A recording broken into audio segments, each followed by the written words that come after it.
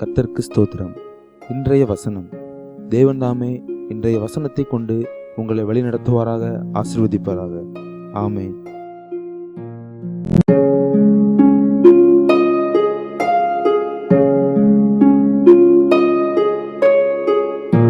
பிள்ளைகளே, நீங்கள் விக்கிரகங்களுக்கு விலகி உங்களை காத்துக் கொள்வீர்களாக.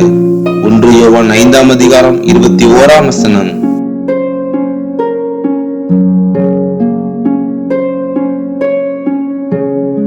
Dear children, keep yourself from idols.